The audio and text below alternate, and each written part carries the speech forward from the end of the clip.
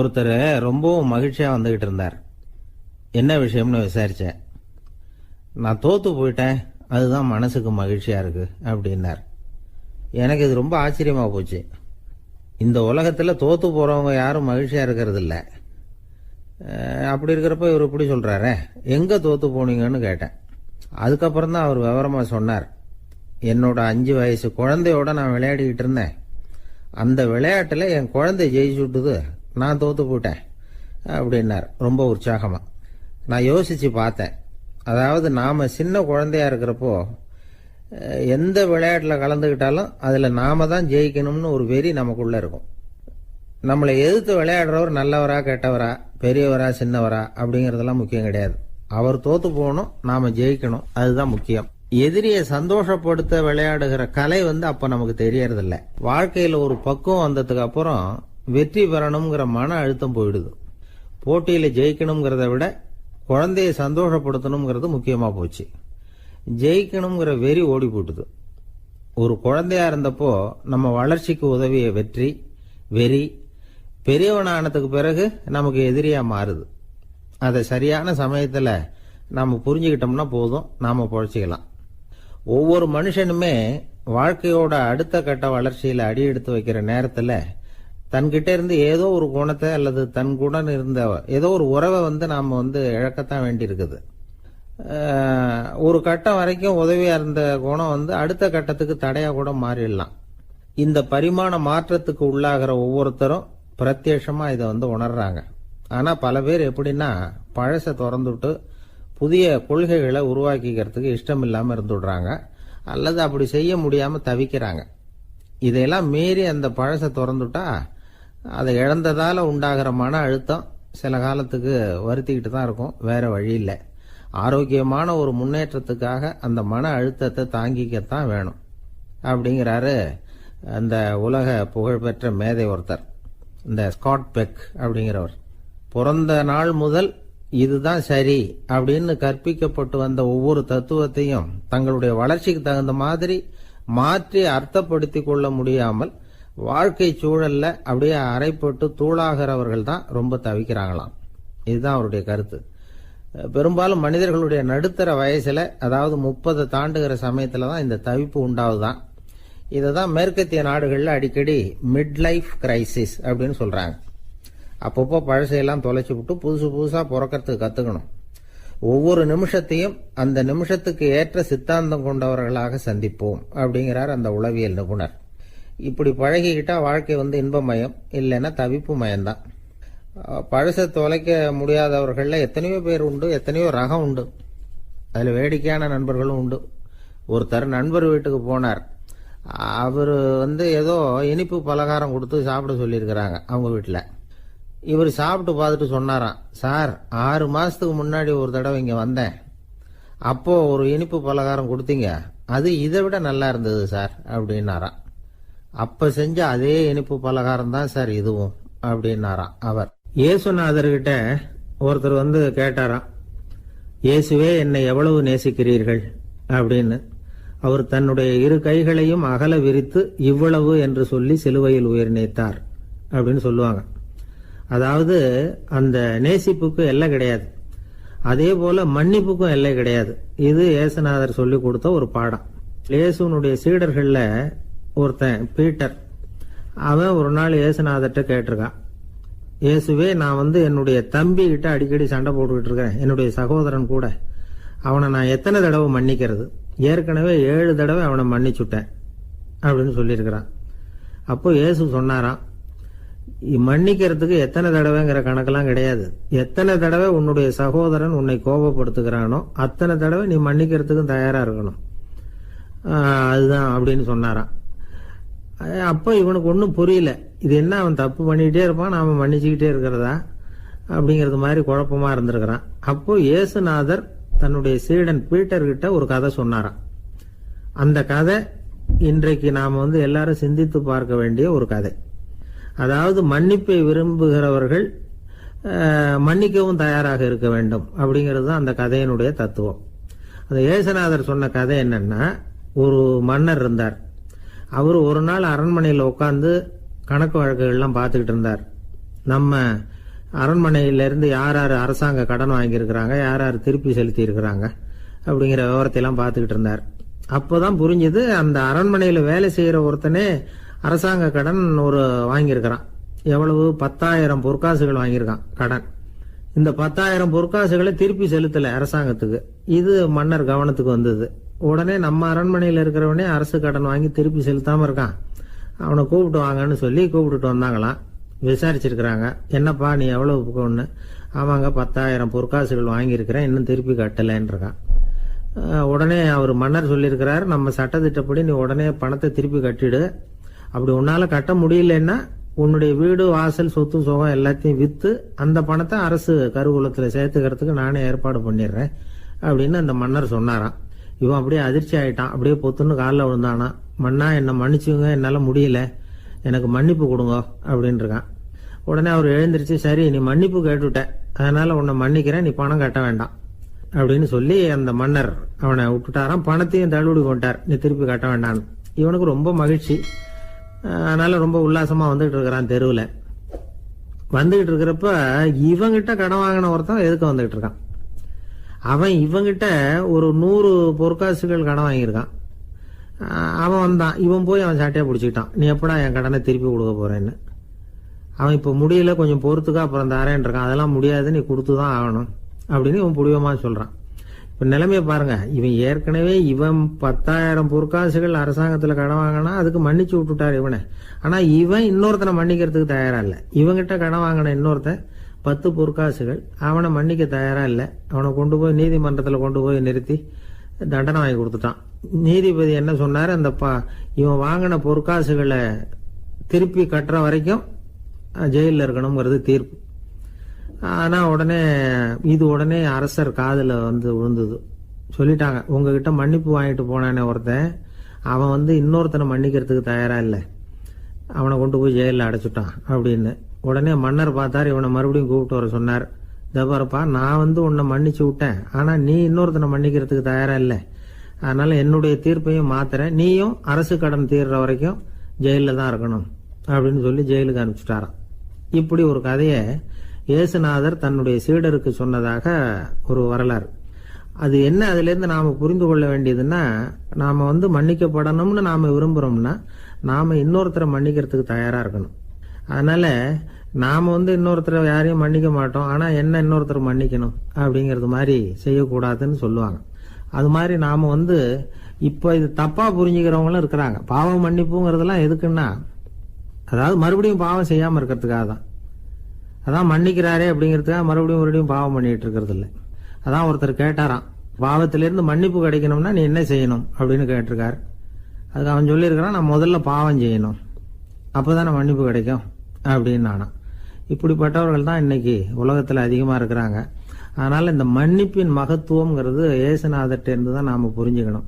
அந்த இயேசு சொன்ன அந்த மன்னிக்கிற மனோபாவம் இருந்தால் இன்னைக்கு உலகம் பூராவும் அமைதி பூங்காவாக இருக்கும். அதுல ஒன்றும் ஆச்சரியமே இல்லை, அதுல ஒன்றும் சந்தேகமும் இல்லை. அதனால மன்னிக்கிற மனோபாவத்தை நாம எல்லாரும் நமக்குள்ளே வளர்த்து கொள்ள வேண்டும் அப்படிங்கிறது தான் நாம இன்றைக்கு எல்லோரும் சிந்தித்து பார்க்க வேண்டிய ஒரு செய்தி. ஒரு வயசான அம்மா தெரு வழியா போயிட்டு இருந்தாங்க. அவங்க கையில எண்ணத்தையோ வச்சுக்கிட்டு அதை அடிக்கடி பார்த்துக்கிட்டே இருந்தாங்க. ஒருத்தன் மெதுவா அவங்க கிட்ட போய் கையில் இருக்கிறது என்ன அப்படின்னு எட்டி பார்த்தா அவங்க கையில 4 பல்லு இருந்துதான். இவன் ஆச்சரியமா அந்த அம்மாவை பார்த்தான். ஏம்மா, உனக்கு என்ன பைத்தியமா, ஏது இந்த பல்லு, இதை என்னத்துக்காக கையில வச்சுக்கிட்டு அலைஞ்சிக்கிட்டு இருக்கிற அப்படின்னு கேட்டிருக்கான். அதுக்கு அந்த அம்மா விவரம் சொல்ல ஆரம்பிச்சாங்களாம். இதை பாருப்பா, எனக்கு ஒரு மகன் இருந்தான், அவனை ரொம்ப செல்லமா வளர்த்தேன். அவனை தரையிலேயே நடக்க விடுறதில்ல, எப்பவும் தூக்கி வச்சுக்கிட்டு இருப்பேன். அவன் நல்லா பெரியவனாகி பள்ளிக்கூடம் போகிறப்ப கூட அவன் புஸ்தக மூட்டையை நான் தான் சுமந்துக்கிட்டு போவேன். பார்க்குறவங்க கூட கேலி பண்ணுவாங்க, ஏம்மா படிக்க போகிறது நீயா உன் பிள்ளையான்னு கேட்பாங்க. அவன் இன்னைக்கு எவ்வளவோ பெரிய மனுஷன் ஆயிட்டான், வெளிநாட்டில் பெரிய உத்தியோகத்தில் இருக்கான். சமீபத்தில் இங்கே வந்துட்டு போனான். ஒரு நாள் ஏதோ கோபத்தில் என்ன அரைஞ்சுட்டான். அப்போ இந்த 4 பல்லும் கீழே விழுந்துட்டுது. இன்னமும் கூட விழுந்திருக்கும், ஆனால் பல்லு தான் இல்லை. என் புள்ள அரைஞ்சதுனால விழுந்த பல்லு இல்லையா அது, அதனால இதை எப்பவும் என் கையிலேயே வச்சுக்கிட்டு ஆசையோடு பார்த்துக்கிட்டு இருக்கிறேன். அவன் தான் வெளிநாட்டுக்கு போட்டான், அவனை பார்க்க முடியாத ஏக்கத்தை நான் இந்த பல்லை பார்த்து போக்கிக்கிறேன் அப்படின்னு நாங்களாம் அந்த அம்மா. இந்த கதை எதுக்காகன்னா தாய் அன்பு அப்படிங்கிறது எப்படிப்பட்டதுங்கிறத புரிஞ்சுக்கிறதுக்காக. கல்யாணம் ஆனதுக்கு அப்புறம் தாயை மறந்து விடுறவங்க எத்தனை பேர் இந்த உலகத்தில்? அவங்க காதில் வேணுங்கிறதுக்காக தான் இந்த தகவல். ஆனால் ஒரு விஷயம் மட்டும் நல்லா புரிஞ்சுக்கணும். தாயை மதிக்க தெரிஞ்சவங்க தான் இன்றைக்கி வாழ்க்கையில் எல்லா விதத்துலேயும் முன்னுக்கு வந்திருக்கிறாங்க. வேணும்னா விசாரித்து பார்த்துக்குங்க. இன்னொரு அம்மா இருந்தாங்க. அவங்க தினமும் ஒரு கோயிலுக்கு வருவாங்க. சாமியை பார்த்து, கடவுளே நான் இறந்து போனால் நரகத்துக்கு போகணும் அப்படின்னு வேண்டிக்குவாங்களாம். எல்லாரும் சொர்க்கத்துக்கு போகணும்னு தானே கடவுள்கிட்ட வேண்டிக்குவாங்க. இந்த அம்மா தினம் நான் நரகத்துக்கு போகணும் அப்படின்னு வேண்டிக்கிறாங்க. அங்கேருந்து அர்ச்சகருக்கு இது சந்தேகம். ஒரு நாள் அதை நேரடியாகவே அவங்கக்கிட்ட கேட்டுவிட்டார். அதுக்கு அந்த அம்மா பதில் சொன்னாங்களாம், ஐயா, எனக்கு கல்யாணம் ஆகி ரொம்ப நாள் வரைக்கும் குழந்தை பாக்கியம் இல்லாமல் இருந்தது. கோயில் குளம் எல்லாம் சுற்றி வந்தேன். ரொம்ப நாள் கழித்து ஒரு குழந்தை பிறந்தது, ஆண் குழந்தை. அவனை நான் ரொம்ப செல்லம் கொடுத்து வளர்த்தேன். அதோட விளைவு என்ன ஆச்சுன்னா, அவன் ரொம்ப மோசமாக ஆயிட்டான். கெட்ட பழக்க வழக்கம்லாம் கற்றுக்கிட்டான். அவன் இறந்து போனால் நிச்சயம் அவனுக்கு நரகம்தான் கிடைக்கும். அந்த அளவுக்கு கெட்டவன் அவன். அப்படிப்பட்ட காரியங்கள்லாம் பண்ணிகிட்ருக்கான், எனக்கு தெரியும். இவனுக்காக நரகத்தில் கூட யாரும் தயவு காட்ட மாட்டாங்க, தாட்சண்யம் காட்ட மாட்டாங்க. அதனால் இவனுக்கு முந்தி நான் இறந்து நரகத்துக்கு போயிட்டா அங்கே இவனை கவனிச்சிக்கலாமே, இவனுக்கு பணிவிடை செய்யலாமேன்னு பார்க்குறேன் அப்படின்னு நாங்களாம். அதனால தான் நான் நரகத்துக்கு போகணும்னு தினம் ஆண்டவனை வேண்டிகிட்டு இருக்கிறேன் அப்படின்னு கண்கலங்கி அந்த அம்மா சொன்னாங்களாம். அதுதான் தாய் உள்ளம்ங்கிறது. தாயின் பெருமையை சரியாக உணர்ந்துட்டா அவங்களுக்கு எப்பவும் எந்த கஷ்டமும் வராது. இது ஏதோ உபதேசத்துக்காக சொல்கிற வார்த்தை இல்லை, உண்மையான வார்த்தை. இந்த விவரத்தையெல்லாம் நண்பர் ஒருத்தர்கிட்ட சொல்லிகிட்டு இருந்தேன். அவர் கொஞ்ச நாள் கழித்து என்னை தேடி வந்தார். அவர் கையிலேயும் 4 பல்லு வச்சுருந்தார். என்னங்க ஆச்சு, ஏதுங்க இந்த பல்லு அப்படின்னு விசாரித்தோம். உங்கள் உபதேசத்தை கேட்டுவிட்டு இந்த உலகத்தில் எல்லாரையும் தாயாக நினைக்க ஆரம்பிச்சிட்டேன். ஒரு அம்மாவை கடத்தரில் பார்த்து தாயேன்னு கூப்பிட்டேன். அவங்க உடனே பலார்னு என்னை அரைஞ்சிட்டாங்க. பல்லு விழுந்துட்டுது. அதை தான் பொறுக்கி எடுத்துக்கிட்டு நேராக உங்களை தேடி வந்துக்கிட்டு இருக்கிறேன்னார். தாயேன்னு தானே கூப்பிட்டீங்க, அதுக்கு ஏன் அரைஞ்சாங்க அப்படின்னு கேட்டோம். நான் தாயேன்னு கூப்பிட்டது அவங்க காதில் நாயேன்னு விழுந்துட்டு தான், அதுதான் இப்படி ஆயிட்டுது அப்படின்னார். ஊருக்கு வெளியில் அமைதியான ஒரு இடம், அங்கே ஒரு ஆசிரமம், அங்கே ஒரு சாமியார். அவர் தினமும் நல்ல போதனைகள்லாம் செய்வார். பல பேர் போய் அங்கேயே சில நாள் தங்கி இருந்து அவர் சொல்கிற அறிவுரைகளை எல்லாம் கேட்டுக்கிட்டு வர்றது வழக்கம். ஒரு தடவை அவரை பார்த்துட்டு போகிறதுக்காக 3 வெளியூர் தம்பதிகள் வந்தாங்களாம். அந்த மடத்திலேயே சாப்பிட்டுக்கிட்டு தங்கி இருந்து அவங்களுடைய போதனைகளை கேட்டுக்கிட்டு போகணுங்கிறது அவங்க நோக்கம். காலையில் குளிச்சுட்டு பூஜையில் உட்காந்தார் அந்த சுவாமி. இவங்களும் குளிச்சுட்டு அந்த பூஜையை பார்க்கறதுக்காக அவர் முன்னாடி உட்காந்தாங்க. பூஜை ஆரம்பமாச்சு. சம்பிரதாயப்படி அது ரொம்ப நேரம் நடந்துக்கிட்டே இருக்குது. இவங்களுக்கு நல்ல பசி இருந்தாலும் இந்த நேரத்தில் அதை எப்படி வெளியில் காட்டிக்கிறது? பேசாமல் இருந்தாங்க. அந்த சுவாமி பூஜையை முடித்தார். அதுக்கப்புறம் பேச ஆரம்பித்தார். பேச்சு அருமையாக தான் இருந்தது, அமிர்தமாக தான் இருந்தது. இருந்தாலும் இவங்களுக்கு இருக்கிற வயிற்று பசி அது சரியாக கவனிக்க விடலை.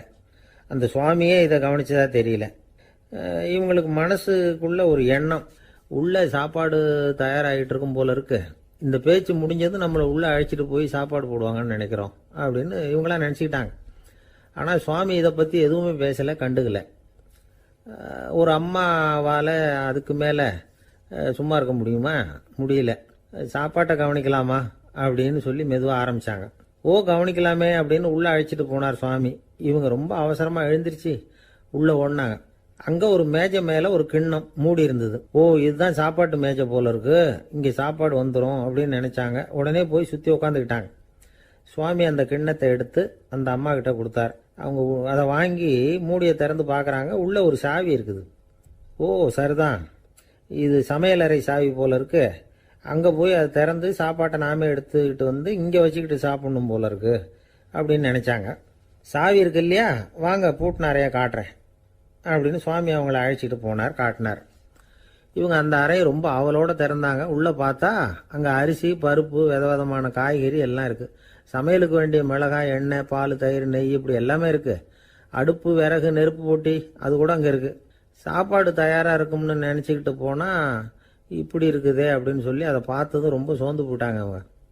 சுவாமி, என்ன இது சாப்பாடு இல்லையா அப்படின்னாங்க. அதுதான் சாப்பாட்டுக்கு வேண்டிய எல்லாம் இங்கே இருக்குதே. அடுப்பு மூட்டி நீங்கள் தான் அவங்கவுங்க ருசிக்கு தகுந்த மாதிரி சமைச்சிக்கணும். இந்த சன்னியாசிக்கு எப்படி சமைக்க தெரியும் அப்படின்னு கேட்டார் சுவாமி. சாப்பாடு தயாராக இருக்கும்னு நாங்கள் எதிர்பார்த்தோம் அப்படின்னாங்க. நீங்கள் இப்படி சொல்லுவீங்கன்னு நானும் எதிர்பார்த்தேன்.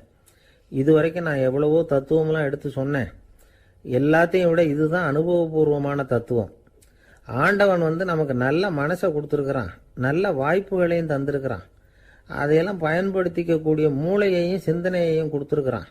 அதனால் அடுப்பை தான் நீங்கள் மூட்டணும், அடுப்பை நீங்கள் தான் மூட்டணும், உங்களுக்கு உகந்ததை நீங்கள் தான் சமைச்சு ருசித்து அனுபவிக்கணும். ஆண்டவனே அதை செஞ்சுக்கிட்டு இருக்க மாட்டான் அப்படின்னாராம் அந்த சுவாமி. நம்முடைய வாழ்க்கையில் பல நல்ல பலன்களை பெறறதுக்கு நாம தான் முயற்சி பண்ணணும். அதுக்குரிய சூழ்நிலையைத்தான் ஆண்டவன் கொடுப்பானே தவிர அதை விளக்கறதுக்காக தான் அந்த சுவாமி அப்படி செஞ்சு காட்டியிருக்கிறார். இது ஒரு பெரியவர் இப்படி ஒரு விளக்கம் கொடுத்தார். அதுக்கப்புறம் அந்த 3 தம்பதிகளும் தெளிவடைஞ்சுட்டாங்களாம். நாம் தெளிவடைகிறது எப்போங்கிறது தான் தெரியல அப்படின்னு பல பேர் இதை கேட்டுட்டு சொல்லிட்டு இருக்கிறாங்க. இந்த கதையை நம்முடைய நண்பர் ஒருத்தர்கிட்ட சொன்னேன். அந்த நண்பர் ரொம்ப சந்தோஷப்பட்டார். நீங்கள் சொல்கிறது கரெக்டு சார், ஆனால் நான் அதை விட ஒரு படி மேலே சார். எனக்கெல்லாம் அரிசி பருப்பு இருக்கிற ரூம் எதுன்னு கையை காட்டிட்டா போதும், உடனே கிண்ணத்துலேருந்து சாவியை எடுத்து கொடுக்கணுங்கிற அவசியம்லாம் இல்லை எனக்கு. அப்புறம் எப்படி ரூமை திறந்துருவீங்க அப்படின்னு கேட்டேன். பூட்டை உடைச்சி திறந்துருவேன், அதுதான் எனக்கு பழக்கம் அப்படிங்கிறார். உலகத்தில் எது எதுக்கோ ஆராய்ச்சி கூடங்கள் இருக்குதுல்ல, அது மாதிரி தூக்கத்தை பற்றி ஆராய்ச்சி பண்ணுறதுக்கு ஒரு ஆராய்ச்சி கூடம் இருக்குது. அப்படி ஆராய்ச்சி பண்ணணும்னா அதுக்கு மூழ்கிக்கிட்டு இருக்கணும்ல. அதனால தான் அந்த ஆராய்ச்சி கூடம் இங்கே இல்லை, அமெரிக்காவில் பாஸ்டன் பல்கலைக்கழக மருத்துவமனையில் அது இருக்குது. அங்கே தூக்கத்தை பற்றி பலவிதமான ஆராய்ச்சிகள் பண்ணிகிட்டு இருக்கிறாங்க. அந்த ஆராய்ச்சி கூடத்தில் இயக்குனராக இருக்கிற ஒரு நிபுணர், அவர் என்ன சொல்கிறார் தெரியுமா? உங்களுக்கு தூக்கம் வரலையா, நீங்கள் நல்லா தூங்குறதுக்கு தாராளமாக சில யோசனைகளை என்னால் சொல்ல முடியும் அப்படிங்கிறார். யோசனை தானே, காசா பணமாக கேட்டு வச்சுக்கலாமே. உணவு, மனநிலை, தூங்கும் இடத்தோட சூழ்நிலை, படுக்கைக்கு செல்றப்போ உள்ள பழக்க வழக்கங்கள், இது காரணமாக ஒருத்தருக்கு தூக்கம் வராமல் போகலாம். தூக்கம் வராததுக்கு இதுதான் காரணம்னா அதையெல்லாம் சுலபமாக கட்டுப்படுத்தலாங்கிறார் அவர். தூக்கத்தை வரவழைக்கக்கூடிய ஒரு நல்ல மருந்து உடற்பயிற்சி. ஆனால் ஒன்று, படுக்க போகிற நேரத்தில் இது மாதிரி உடற்பயிற்சிகள் எல்லாம் செய்யக்கூடாது.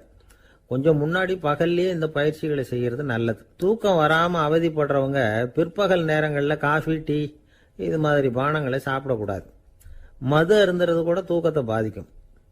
வெது வெதுப்பான நீரில் குளிக்கிறது, தியானத்தில் ஈடுபடுறது, ஓய்வாக இருக்கிறது, படுக்கிறது, அதாவது படுக்கிறதுக்கு முன்னாடி ஒரு குவளை பால் சாப்பிட்றது, இதெல்லாம் தூக்கத்தை வரவழைக்கிறது ரொம்ப உதவியாக இருக்கும்.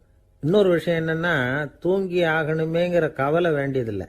அப்படி நினச்சி கவலைப்படுறதை விட்டுடணும். தூக்கம் வரலையா, உடனே படுக்கையை விட்டு எழுந்திருக்க வேண்டியது. வெளியில் வாங்க, வேறு ஏதாவது வேலையில் ஈடுபடுங்க, கொஞ்சம் நேரம் உலாவுங்க, அல்லது ஏதாவது ஒரு புஸ்தகத்தை எடுத்து படிங்க. களைப்பு ஏற்பட்டால் மறுபடியும் படுக்கைக்கு போங்க, தூக்கம் தானே வந்துடும். ஒரு விஷயத்தை மட்டும் நல்லா ஞாபகத்தில் வச்சுக்கணும். படுக்கைக்கு போகிறப்போ உங்கள் மற்ற எல்லா பிரச்சனைகளையும் மறந்துடணும். அது எப்படி சார் முடியும், அந்த நேரம் தானே எல்லா பிரச்சனையும் வரிசையாக ஞாபகத்துக்கு வருது அப்படின்னு நாம் நினைக்கலாம். ஆனால் பழக்கத்தில் அதை நாம் மாற்றிக்க முடியும். கொஞ்சம் முயற்சி பண்ணணும், அவ்வளோதான். இது எல்லாமே ஆராய்ச்சி பண்ணி பார்த்துட்டு அந்த நிபுணர் சொல்கிற கருத்து தான். இன்னொரு விஷயமும் அவர் சொல்கிறார்.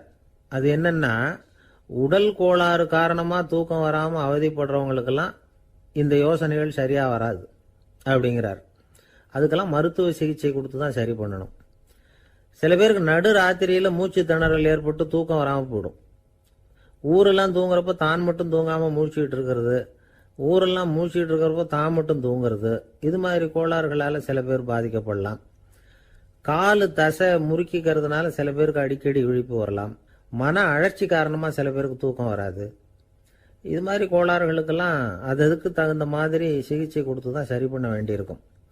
எந்த கோளாறும் இல்லாமல் தூக்கம் வரலைன்னா ஆரம்பத்தில் சொன்ன முறைகளை கடைப்பிடிச்சு பார்க்கலாம். தூக்கம் வந்ததுன்னா யோசனை சொன்ன அந்த நிபுணருக்கு நன்றி சொல்லலாம். ஒருத்தர், ஏன் சார் பஸ்ஸில் தூங்குறது கெட்ட பழக்கமானு கேட்டார். இல்லையே, நான் கூட பஸ்ஸில் போகிறப்ப தூங்கிட்டு தானே போவேன் அப்படின்னார் இன்னொருத்தர். அப்புறம் ஏன் என்ன டிரைவர் வேலை வேணாம்னு வீட்டுக்கு அனுப்பி வச்சுட்டாங்க அப்படின்னாராம் அவர். ஒருத்தரை பார்த்து உன்னுடைய நண்பர்கள் யார் அப்படின்னு ஒரு கேள்வி கேட்டு பாருங்க. கொஞ்சம் யோசிச்சு பதில் சொல்லுவாங்க. அவங்க கிட்டேயே உன்னுடைய எதிரிகள் யார் அப்படின்னு கேளுங்க, கடகடன்னு ஒப்பிச்சிருவாங்க. நம்ம மனசு இருக்க, அது எப்படின்னா, நம்ம நண்பர்களை விட எதிரிகளை அது நல்லா ஞாபகத்தில் வச்சுக்கும். இது ஒரு ஆச்சரியமான உண்மை. உங்களால் நண்பர்களை மறந்துட முடியும், ஆனால் எதிரிகளை மறந்துட முடியாது. இது ஒரு வேடிக்கையான நிலைமை தான். அழகான தருணங்களை நாம் ஏன் மறந்துடுறோம்? இது இயற்கை. ஏன்னா நம்ம மனசு மலர்களை கவனிக்கிறது இல்லை, அதில் இருக்கிற முள்ளை தான் கவனிக்குது. தன்னை காயப்படுத்துகிற எதையும் அது உடனே கண்டுகொள்ளுது. ஒரு தெளிந்த சிந்தனை உடைய மனசு மிக அழகாக உள்ள எல்லாத்தையும் கவனிக்கும். அது நன்றியுடன் உணரக்கூடிய எல்லாத்தையும் பார்த்து குறிச்சிக்கும். இப்படிப்பட்டவங்க வாழ்க்கை இயல்பாகவே நல்லா அமையும். அது ரொம்ப அபூர்வம். மனசில் உள்ள ஒரு சிறிய அமைப்பை மாற்றுவதை பொறுத்து தான் இந்த விஷயம் அப்படிங்கிறார் ஓஷோ. ஒரு யூத கோவில் இருந்துதான். அது யூதர்களின் மடமாகவும் இருந்தது. அங்கே ஒரு தலைமை குரு, அவர் ரொம்ப கண்டிப்பானவர். அந்த கோவிலை ஒட்டி ஒரு தோட்டம். ஒரு நாள் காலையில் அந்த தோட்டத்தில் 2 இளம் யூதர்கள் நடந்து போய்கிட்டு இருக்கிறாங்க. காலையில் 1 மணி நேரம், மாலையில் 1 மணி நேரம் அவங்க அந்த தோட்டத்தில் நடக்கிறதுக்கு அனுமதி உண்டு. மற்ற நேரங்களில் அவங்க மத புத்தகங்களை படிக்கணும், பிற விதிமுறைகளை கடைபிடிக்கணும். அந்த 2 பேருமே தொடர்ந்து புகைப்பிடிக்கிற பழக்கம் உள்ளவங்க. ஆனால் கோவில் மடத்தில் இருக்கிறப்போ அவங்க புகைப்பிடிக்க முடியாது, அது கடுமையான குற்றம். சரி, நாம் தோட்டத்தில் இருக்கிறப்போவாவது புகைப்பிடிக்கலாமா அப்படின்னு ஒரு ஆசை அவங்க 2 பேருக்குமே. இருந்தாலும் பயம்.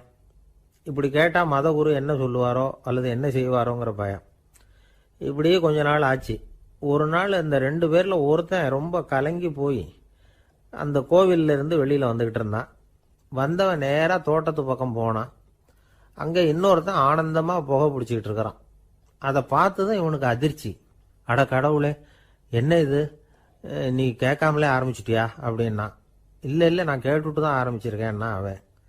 அப்படியா, என்ன மனுஷன் இவர், நானும் தான் கேட்டேன், என்ன கண்ணாமுன்னான்னு திட்டிவிட்டார். இது என்ன கோவிலா இல்லை நரகமா? உனக்கு புகை பிடிக்கணும்னு ஆசையாக இருந்தால் நரகத்துக்கு போகணும்னு சொல்லிவிட்டார். அது சரி, உன்னை மட்டும் எப்படி அனுமதிச்சார் அப்படின்னு கேட்டான் இவன். அவன் சிரிச்சுக்கிட்டே, நீ எப்படி கேட்ட சொல்லு அப்படின்னா. நாம் இந்த தோட்டத்துக்கு வர அனுமதிக்கப்பட்டிருக்கிறதே ஜபத்துக்காகத்தானே, அதனால் நான் ஜபம் சொல்லும் பொழுது புகை பிடிக்கலாமா அப்படின்னு கேட்டேன். அதுக்கு தான் அவர் சத்தம் போட்டு என்னை அடிக்கவே வந்துட்டார் அப்படின்னா இவன். நீ ஒரு மாதிரியாக கேட்டிருக்க, நான் வேற மாதிரியாக கேட்டிருக்கிறேன். ஜெபம் சொல்லும்போது புகை பிடிக்கலாமான்னு நீ கேட்டிருக்க. ஐயா, புகை பிடிக்கும் பொழுது ஜபிக்கலாமா அப்படின்னு நான் கேட்டேன். அதில் தப்பு ஒன்றும் இல்லை அப்படின்னு பதில் சொல்லிட்டார் அப்படின்னா. ஒரு சிறிய மாற்றம்தான் அது மிகப்பெரிய மாறுதலை ஏற்படுத்தி விட்டது. மனசு நல்ல விதமாக சிந்திக்க ஆரம்பிச்சுட்டுதுன்னா மகிழ்ச்சிக்கு பஞ்சம் இல்லை. ஒரு கஞ்சன் ஆற்றுல விழுந்துட்டான். வெள்ளத்தில் தத்தளிச்சுக்கிட்டு இருக்கிறான். கரையில் நின்ன ஒருத்தர், உன் கையை கொண்டா இப்படி பிடிச்சி இழுத்து கரையில் சேர்த்து விடுறேன்னார். எதையும் கொடுத்து பழக்கம் இல்லாத அவன் கையையும் கொடுக்க மாட்டேன்னுட்டான். இவர் பார்த்தார், உன் கையை கொடுன்னு சொல்றதுக்கு பதிலாக நான் என் கையை கொடுக்குறேன் பிடிச்சிக்கோ அப்படின்னார். அவன் கப்புன்னு பிடிச்சிக்கிட்டான், இழுத்து கரையில் போட்டார். என்ன சார், உங்கள் பையன் என்ன செஞ்சுக்கிட்டு இருக்கிறான் இப்போ அப்படின்னு கேட்டார் ஒருத்தர். அடிக்கடி கண்ணாடி முன்னாடி நின்று அழகு பார்த்துக்கிட்டு இருக்கிறான் சார் அப்படின்னாரு அப்பா. இளம் பருவம் இப்படி தான் இருக்கும், அதையெல்லாம் சாதாரணமாக நினச்சிடாதீங்க அப்படின்னாரு அவரு. என்ன சார் சொல்கிறீங்க, கண்ணாடி முன்னாடி நின்றுக்கிட்டு நேரத்தை வீணாக்கிக்கிட்டு இருக்கான், அதை ஒரு பெரிய விஷயமா நான் நினைக்கணுமா அப்படின்னாரு இவர். இளம் பருவத்தில் இளைஞர்களுக்கும் சின்ன பொண்ணுங்களுக்கும் அடிக்கடி கண்ணாடியில் பார்க்கணும்னு தோணும். அது வெறுமனே அழகு பார்க்கறது மட்டும் இல்லை, அவங்க தங்களையே தேடி கண்டுபிடிக்கிற ஒரு முயற்சி அது. இது ஒரு மனோதத்துவ விளைவு. இது வரைக்கும் சின்ன பிள்ளையா இருந்துட்டோம், இனிமேல் நாமளும் மற்றவங்க மாதிரி மனிதர்கள் தான் அப்படிங்கிற உணர்வு அவங்களுக்கு வருது. தங்களோட முகம் எப்படி இருக்குது, அழகு எப்படி இருக்கு, உடம்பு நேரம் எப்படி இருக்கு, முடி எப்படி இருக்கு அப்படிங்கறதையெல்லாம் கண்டுபிடிக்கிறாங்க. அதுக்கப்புறம் இன்னொரு ஆணோ பொண்ணோ தன்னை கவனிக்கணும் அப்படின்னு நினைக்கிறாங்க. இதெல்லாம் மனோதத்துவ உண்மைகள், இதெல்லாம் இயற்கை. இதை பார்த்துட்டு பெற்றவங்க பிள்ளைங்க கெட்டு போட்டாங்க அப்படின்னு நினைக்கக்கூடாது, அவங்கள திட்டிக்கிட்டே இருக்கக்கூடாது. இன்னைக்கு பல குடும்பங்கள்ல இதுதான் நடந்துகிட்டு இருக்குது. மனுஷ வாழ்க்கையிலேயே இப்படியும் இல்லாத அப்படியும் இல்லாத ஒரு பருவம் இளம் பருவம். 13லேருந்து 19 வயசுக்கு உட்பட்ட ஆண்கள் பெண்கள் இந்த வகையை சேர்ந்தவங்க, டீனேஜ் குரூப். இவங்களை சின்னவங்கன்னு நினைச்சிட முடியாது, பெரியவங்கன்னு நினைச்சிட முடியாது. இவங்க ரொம்ப சென்சிட்டிவ். சமூகம் நினைச்சா இவங்களை நல்லவங்களாகவும் ஆக்கலாம், கெட்டவங்களாகவும் ஆக்கலாம். கொஞ்சம் அக்கறை எடுத்துக்கிட்டா பெரிய பெரிய மேதைகளையும் விஞ்ஞானிகளையும் உருவாக்கலாம். ஆனால் நடக்கிறது என்ன தெரியுமா, அநேகமாக இவங்களை யாருமே சரியாக புரிஞ்சுக்கிறது இல்லை, இவங்களை சரியாக நடத்துறதும் இல்லை. இது வரைக்கும் நாம் சொல்கிறத கேட்டுக்கிட்டு இருந்தான், இப்பெல்லாம் அவன் இஷ்டத்துக்கு நடக்க ஆரம்பிச்சுட்டான் அப்படின்னு வருத்தப்படுற பெற்றோர்கள் அதிகம். இது வருத்தப்படுற விஷயம் இல்லை, சந்தோஷப்பட வேண்டிய விஷயம். உங்கள் புள்ள சொந்தமாக யோசிக்க ஆரம்பிக்கிறதும் நடந்துக்க ஆரம்பிக்கிறதும் ஒரு தப்பான விஷயமா? அவன் கடைசி வரைக்கும் உங்கள் பேச்சையே கேட்டுக்கிட்டு இருக்கணுங்கிறது என்ன நியாயம்? இன்னைக்கு இளைஞர்களை பெரியவங்க தப்பாக புரிஞ்சுக்கிட்டு தவறாக நடத்துறதுனால தான் அவங்களுக்கு வெறுப்பு, எரிச்சல், மனக்கசப்பு எல்லாம் உண்டாகுது. பெற்றவங்க சரியாக மதிக்கிறது இல்லை அப்படிங்கிற ஒரே காரணத்தினாலேயே வீணா போகிற பிள்ளைங்க இன்னைக்கு அதிகம். சரி, பெற்றவங்களுக்கு இன்னைக்கு என்னதான் புத்தி சொல்ல வர்றீங்க அப்படின்னு கேட்குறீங்களா? நாம எதையும் சொல்ல வரல. ஆனால் அது சம்பந்தமான சில நிபுணர்கள் சொல்லியிருக்கிறத உங்கள் காதில் போட்டு வைக்கலாம். அது என்னன்னா, பிள்ளைங்க கிட்ட அன்பு செலுத்துங்க. குழந்தையா இருந்தப்போ எவ்வளவு பாசமாக இருந்தீங்க, வளர வளர அதை ஏன் குறைச்சிக்கிறீங்க? பெற்றவங்களின் அன்பான வார்த்தைகளுக்கு ஏங்குறவங்க தான் இன்றைய இளைஞர்கள். அவங்க எதை சொன்னாலும் அதை அக்கறையாக காது கொடுத்து கேளுங்க, அலட்சியப்படுத்தாதீங்க. அவங்க விரும்புறது உங்ககிட்ட இருந்து ஒரு மதிப்பு, மரியாதை, அங்கீகாரம், இவ்வளவுதான். அவங்க அவங்களாவே முடிவுகள் எடுக்கட்டும், அதுக்கு நீங்கள் உதவியா இருங்க, அது போதும். மற்றவங்க முன்னாடி, முக்கியமாக அவங்க நண்பர்கள் முன்னாடி அவங்கள பற்றி மட்டமாக பேசாதீங்க. அவங்க கிட்ட பொய் சொல்லக்கூடாது. நீங்கள் சொன்னது பொய்ன்னு தெரிஞ்சு போச்சுன்னா உங்கள் பேரில் அவங்களுக்கு இருக்கிற மதிப்பு போயிடும், நம்பிக்கை போயிடும். அவங்களுக்கு முன்னாடி நீங்கள் சண்டை போடக்கூடாது. உங்கள் பிள்ளைய எப்பவும் இன்னொரு பிள்ளையோட ஒப்பிட்டு பேசுகிற வேலையே வேணாம். கூட பிறந்த மற்றவங்களோட கூட ஒப்பிடக்கூடாது. இப்படி செஞ்சால் அவன் உங்ககிட்டையும் பிரியமாக இருக்க மாட்டான், அவங்ககிட்டையும் பிரியமாக இருக்க மாட்டான். புள்ள எங்கே போகிறான், என்ன பண்ணுறான் அப்படின்னுலாம் துப்பறிஞ்சிக்கிட்டு இருக்கக்கூடாது. இளைஞர்கள் தனிமையை விரும்புகிறவங்க. அவங்கள பெட்டியில் வச்சு மூடி பாதுகாக்கணும்னு நினைக்கக்கூடாது. அவங்கள எப்படி பாதுகாக்கிறது அப்படிங்கிறது அவங்களுக்கே தெரியும். உங்கள் புள்ள எப்படி நடந்துக்கணும்னு நீங்கள் எதிர்பார்க்குறீங்களோ அது மாதிரி நீங்கள் நடந்து காட்டுங்க, அது போதும். ஒரு வீட்டில் அப்பாவும் அம்மாவும் பேசிகிட்டு இருக்கிறாங்க. என்னங்க, நம்ம பொண்ணு பெரியவளாயிட்டா, அடிக்கடி கண்ணாடி முன்னாடி போய் நின்றுக்கிட்டு இருக்கிறா, சீக்கிரமாக ஒரு பையனை பார்த்து கல்யாணத்தை முடிக்காமல் இப்படி மசன்னு கல் மாதிரி உட்காந்துருக்குறீங்களே அப்படின்னு சத்தம் போட்டாங்க. அந்த அம்மா, அவசரப்படாத, பார்க்கறதுக்கு கண்ணுக்கு அழகா லட்சணமா புத்திசாலியா ஒரு பையன் கிடைக்க வேணாமா, அதுதான் பார்த்துக்கிட்டு இருக்கிறேன் அப்படின்னாரு அப்பா.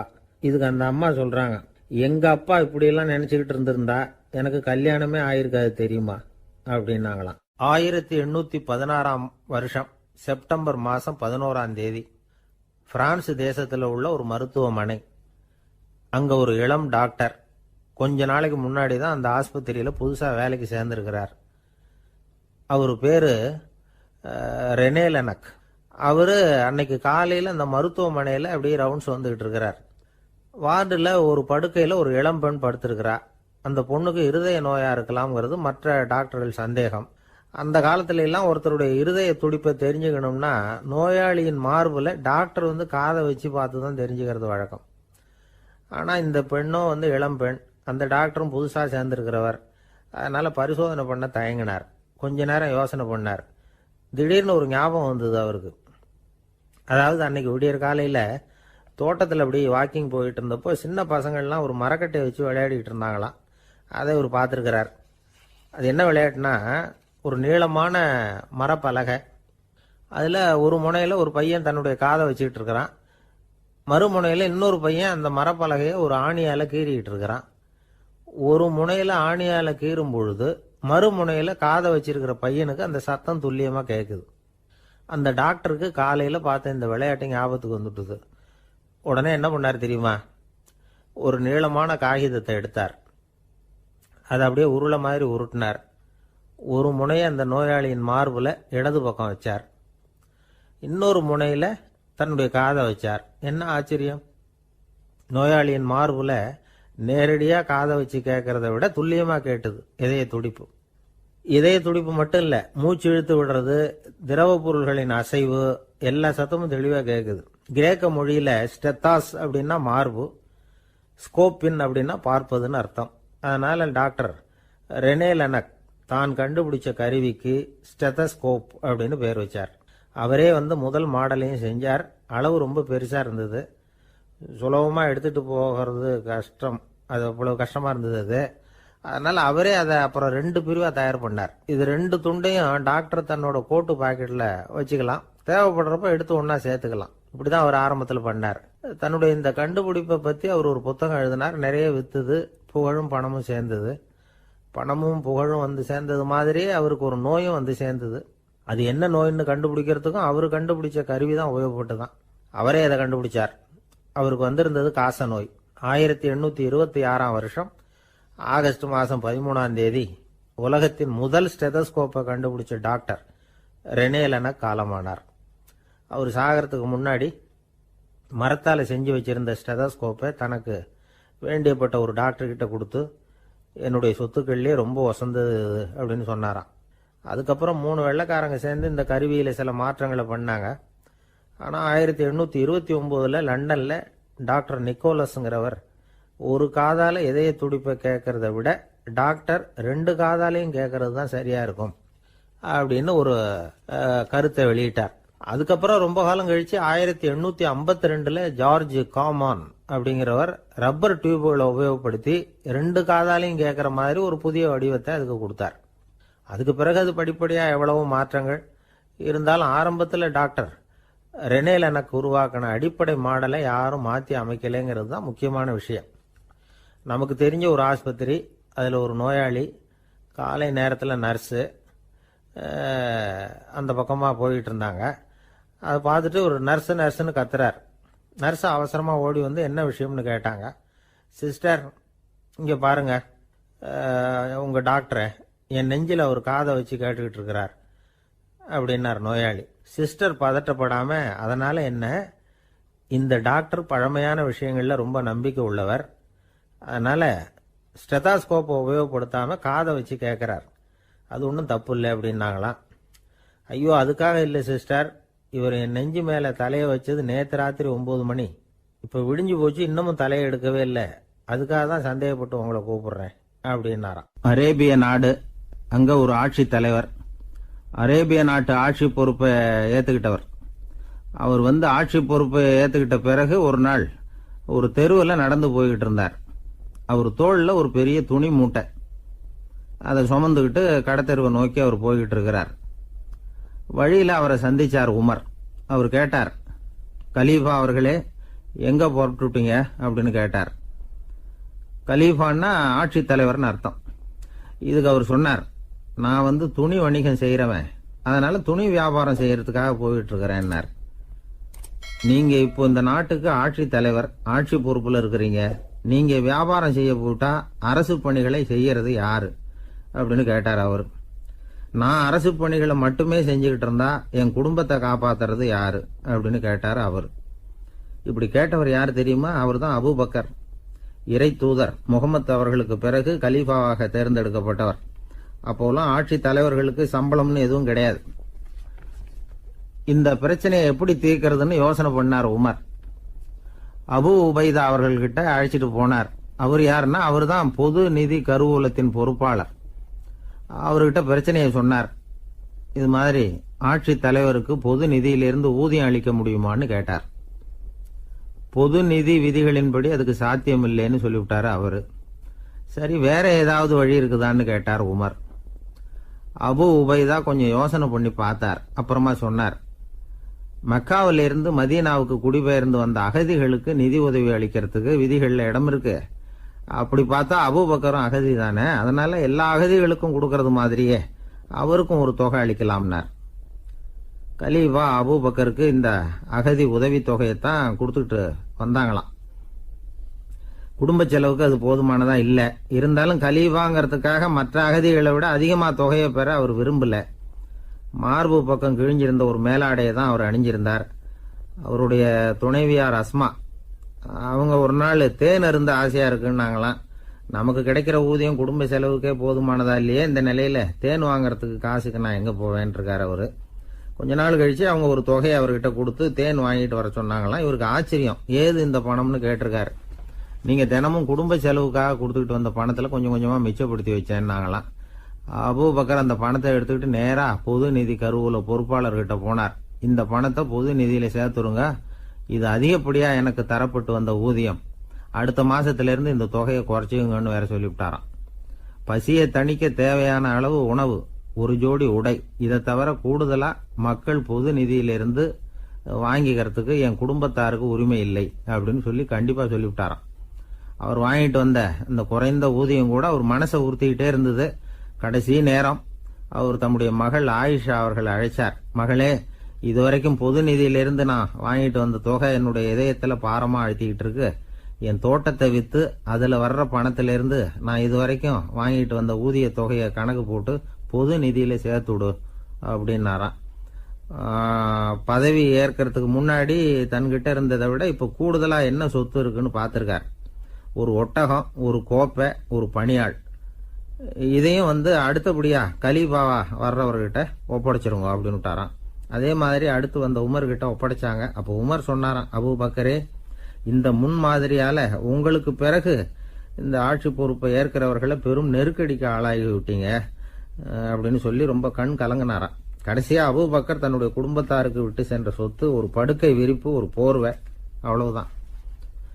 இது சிந்திக்க வேண்டிய ஒரு செய்தி. ஒரு ஊர்ல ஒரு மன்னர் இருந்தாராம். அமைச்சர் அவர்கிட்ட சொன்னாராம், மன்னா, நம்ம ராஜ்யத்துல இனிமே லஞ்ச ஊழலே இருக்காதுன்னாராம். ஆஹா, அப்படின்னா ஊழல் பேர் வழிகளை எல்லாம் நாடு கடத்தியாச்சா அப்படின்னு கேட்டிருக்காரு மன்னர். இதுக்கு அவரு, அப்படி இல்லைங்க, இனிமே கொடுக்கறதுக்கு ஜனங்கள் கிட்ட பணமே இல்லை அப்படின்னாராம். இந்த உலகத்துல எல்லாருக்கும் மகிழ்ச்சி தரக்கூடிய ஒரு பொருள் எது? இது ஒரு முக்கியமான கேள்வி. இந்த கேள்விக்கு பொருத்தமான ஒரு பதிலை உங்களால சொல்ல முடியுமா?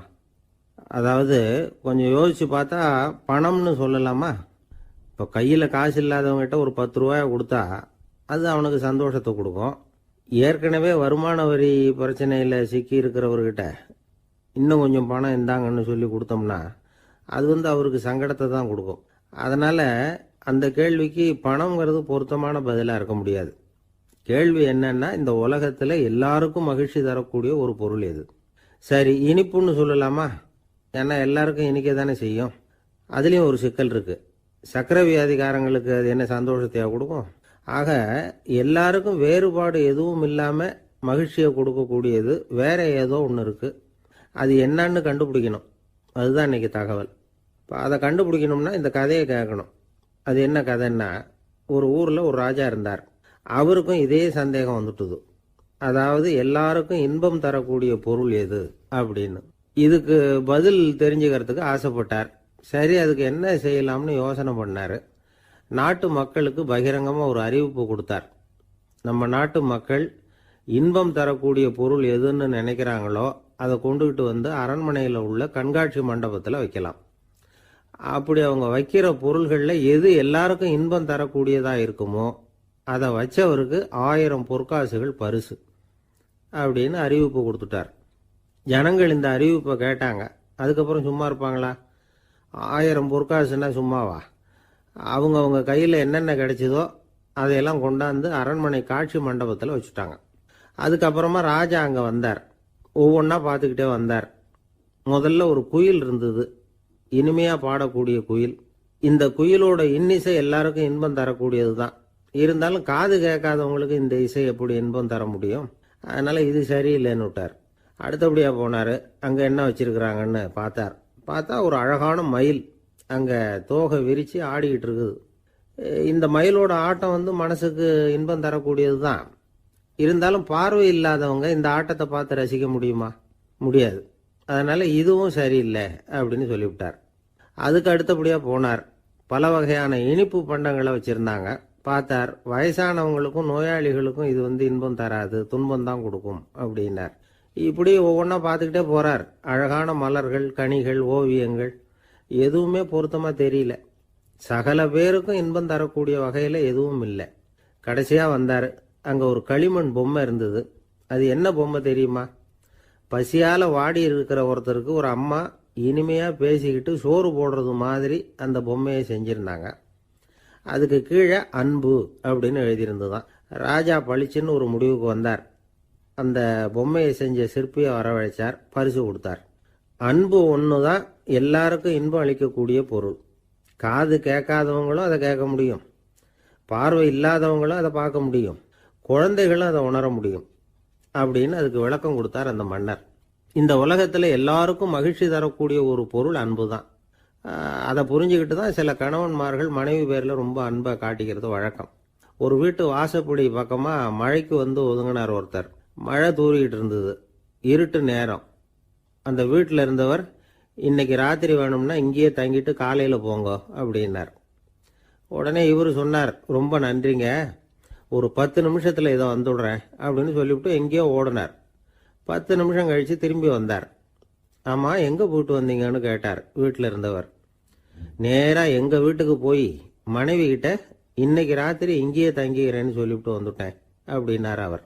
அன்புல இது ஒரு ரகம். ஆசைப்படுறதுல தப்பு இல்லை, ஆனால் அந்த ஆசை தேவைக்கு தகுந்த மாதிரி இருக்கணும். தேவைக்கு மீறிய ஆசைகள் இருக்கு பாருங்க, அது தேவையில்லை. இந்த கருத்தை வலியுறுத்தது மாதிரி ஒரு கதை உண்டு. தேவேந்திரனுக்கு திடீர்னு வீடு கட்டணும்னு ஒரு ஆசை வந்துதான். வீடுன்னா நாம கட்டுற மாதிரி இல்லை. தேவேந்திரன் வீடுன்னா சும்மாவா, ஒரு பிரம்மாண்டமான அரண்மனை கட்டணும். அது மாதிரி இந்த 3 லோகத்திலேயும் ஒரு அரண்மனை கிடையாது அப்படின்னு எல்லாரும் சொல்லணும். இது அவனோட ஆசை. உடனே தேவ தச்சரான விஸ்வகர்மாவை கூப்பிட்டான், உத்தரவு போட்டான். விஸ்வகர்மா தன்னுடைய உதவியாளர்களை எல்லாம் கூப்பிட்டு ஒன்னா சேர்த்துக்கிட்டார். படாத பாடுபட்டு ஒரு பெரிய அரண்மனையை கட்டி முடிச்சார். கட்டி முடிக்க 1000 வருஷம் ஆச்சு. தேவேந்திரன் வந்து பார்க்குறான். அவனுக்கு திருப்தி ஏற்படலை.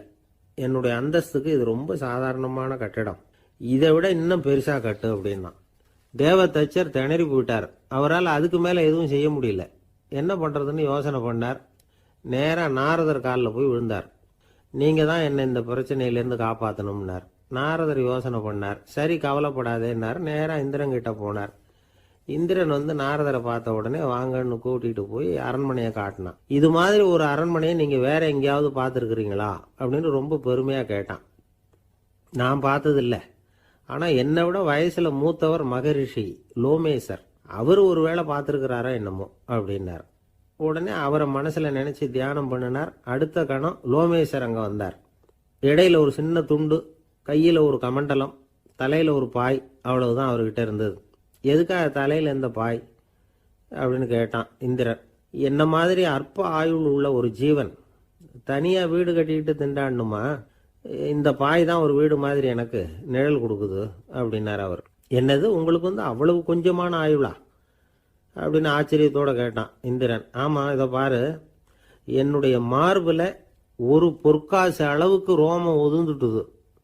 எப்போ என் உடம்புல உள்ள எல்லா ரோமமும் உதிர்ந்துருமோ அப்போ என்னுடைய ஆயுள் முடியும் அப்படின்னார். எப்போ அந்த ரோமங்கள் பூரா உதிரும்னு கேட்டான் இவன். ஒரு பிரம்மா மறைஞ்சதும் ஒரு ரோமம் உதிரும். என் உடம்புல உள்ள ரோமங்களின் எண்ணிக்கை எவ்வளவோ அவ்வளவு பிரம்மாக்கள் தோன்றி அவங்க ஆயுள் முடியும் பொழுது என் உடம்புல உள்ள ரோமங்கள் பூரா உதிரும் அப்படின்னார். அப்படின்னா ஒரு பிரம்மாவோட ஆயுள் எவ்வளவு காலம்னு கேட்டான். ஒரு பிரம்மாவுக்கு 100 தேவ வருஷம். ஒவ்வொரு தேவ வருஷத்துக்கும் 365 தேவ நாள்.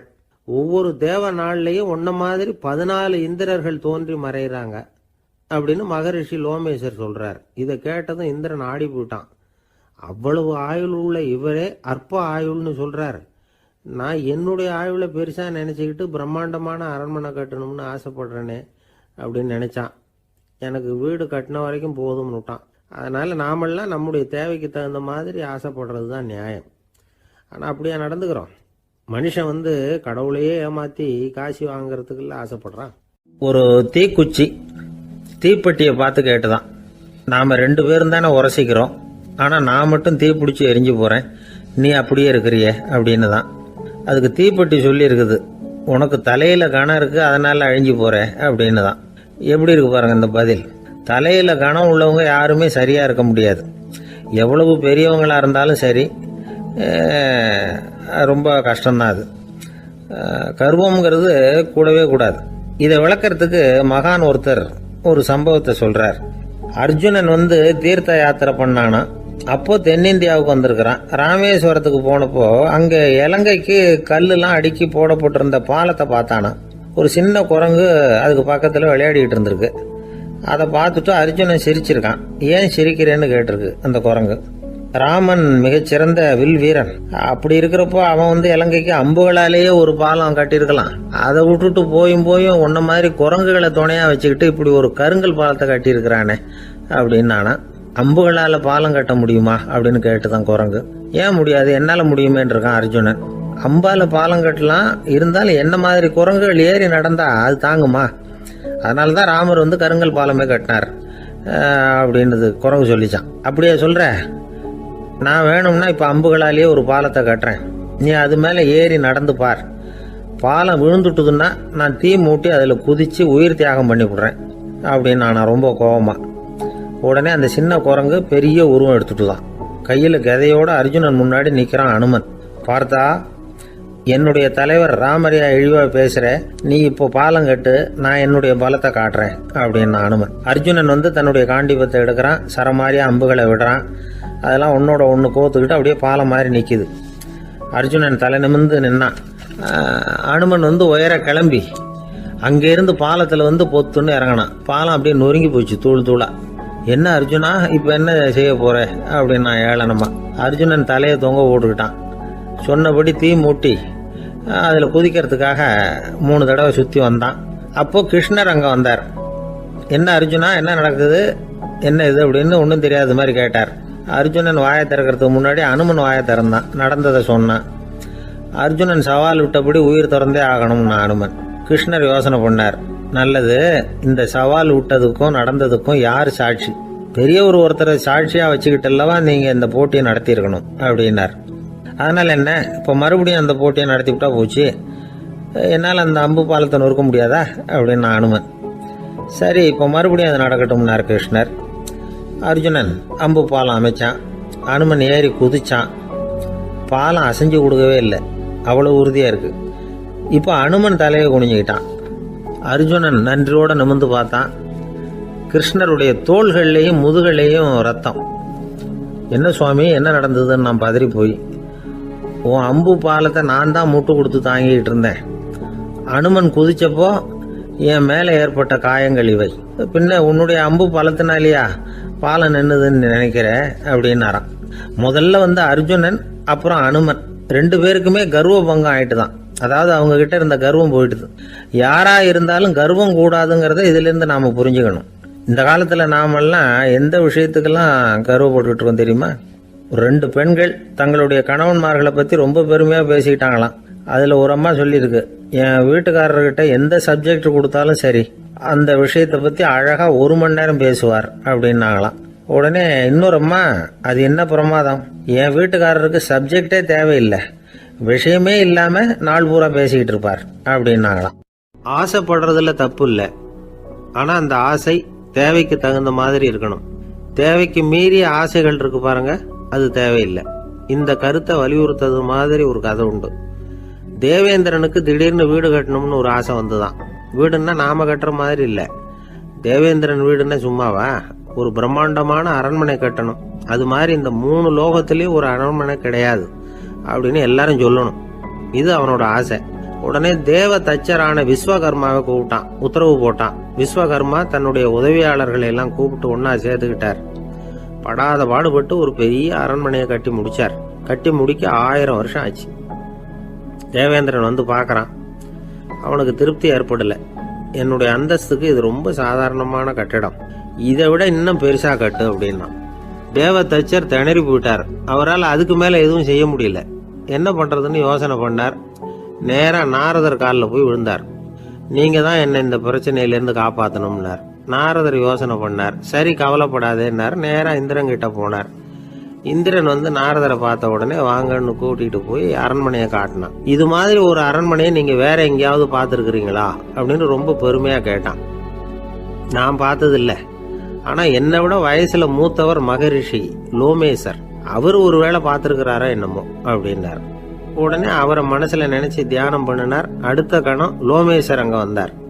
இடையில ஒரு சின்ன துண்டு, கையில ஒரு கமண்டலம், தலையில ஒரு பாய், அவ்வளவுதான் அவர்கிட்ட இருந்தது.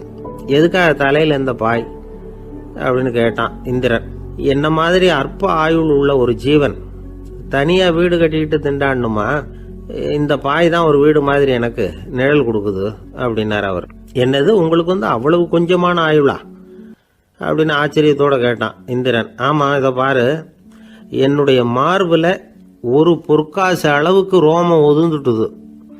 எப்ப என் உடம்புல உள்ள எல்லா ரோமமும் உதிர்ந்துருமோ அப்ப என்னுடைய ஆயுள் முடியும் அப்படின்னார்.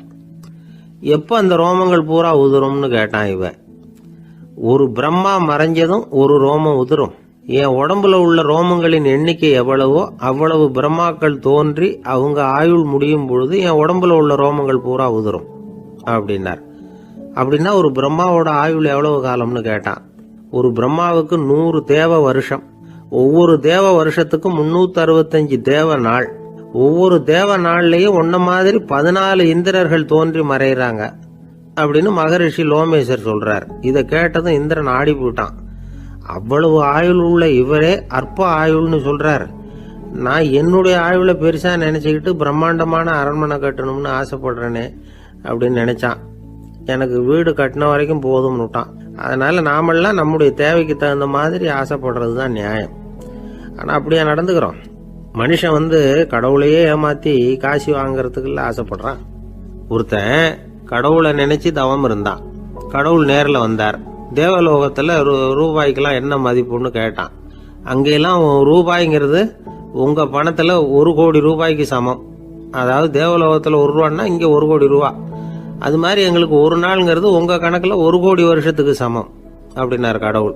அப்படின்னா எனக்கு நீங்க அதிகமா எதுவும் தர வேணாம், உங்க கணக்குப்படி ஒரே 1 ரூபா கொடுங்க, அது போதும்னா இவன் ரொம்ப சாமர்த்தியமா. கடவுள் யோசனை பண்ணார். அது ஒன்றும் கஷ்டம் இல்லை, 1 ரூபா தானே கேட்கற கொடுத்துட்றேன். ஆனா இப்போ வரும்பொழுது நான் எடுத்துக்கிட்டு வரல, எங்க கணக்குப்படியே 1 நாள் பொறுத்துக்க பணத்தோட வந்துடுறேன் அப்படின்னு சொல்லிவிட்டு பறந்து போயிட்டார்.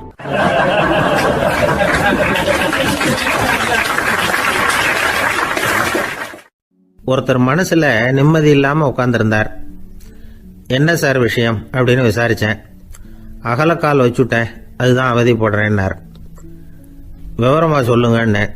வீடு கட்டணும்னு ஆரம்பிச்சேன், வேலை பாதியிலேயே நிக்குது, கையில பணம் இல்லை அப்படின்னார். இது மாதிரி ஆசாமிகள் பல பேரை நீங்க பார்த்துருக்கலாம். இவங்கெல்லாம் சுலபமா மன அழுத்தத்துக்கு ஆளாயிடுறாங்க. மன உளைச்சல், அதாவது ஸ்ட்ரெஸ் அப்படின்னு சொல்றோமே, அதுக்கு அடிப்படையான சில காரணங்கள் உண்டு. அதாவது மிகையாக திட்டமிடுதல் அப்படிங்கிறதும் ஒரு முக்கியமான காரணம். நடைமுறை சாத்தியம் என்னங்கிறத மனசுல வச்சுக்கிட்டு எந்த திட்டத்தையும் தீட்டணும், அப்பதான் அது சரியா வரும். 2வது காரணம் என்ன தெரியுமா? ஒரே நேரத்தில் பல்வேறு செயல்களில் ஈடுபடுறது. தொலைபேசியில பேசிக்கிட்டே கையில் இருக்கிற கடிதத்தை படிச்சுக்கிட்டே எதிரில் உட்காந்துக்கிட்டு இருக்கிறவருக்கும் அப்பப்போ பதில் சொல்லிக்கிட்டு மனசுல பல்வேறு சிந்தனைகளை அப்படியே ஓட விட்டுக்கிட்டு இருக்கிறது, இதுவும் மன அழுத்தத்தை உண்டாக்குது. 3வது காரணம், எதிலேயும் வெற்றி மட்டும் எதிர்பார்க்கிற ஒருதலைப்பட்சமான ஆர்வம். நாம தொட்டதெல்லாம் வெற்றியாவே முடியணும் அப்படின்னு எதிர்பார்க்கிறவங்க ஏதாவது ஒண்ணுல தோல்வியை கண்டா தோண்டு போயிடுறாங்க. எப்படியும் முடியலாம்ங்கிற எண்ணம் ஏற்கனவே நமக்குள்ள இருந்துட்டுதுன்னா அந்த அவஸ்தை வராது. அதனால அதுவும் நம்ம வளர்த்து கொள்ள வேண்டிய ஒரு குணம். மன உளைச்சல் ஏற்படுறதுக்கு இன்னொரு காரணம், எதையும் வேகமா செஞ்சுடணும் அப்படிங்கிற துடிப்பு. அந்த துடிப்பே மனசை அழுத்த ஆரம்பிச்சிடும்.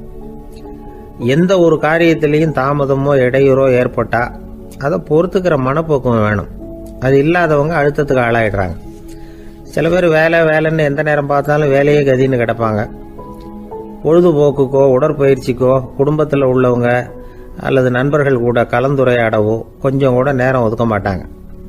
இந்த சுபாவம் மன அழுத்தத்தை உண்டு பண்ணும்.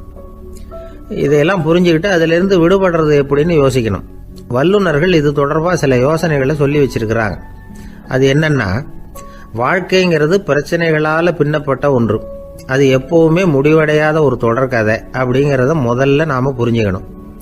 ஒரே நேரத்தில் ஒரு காரியத்தில் மட்டுமே நாம கவனம் செலுத்தணும்.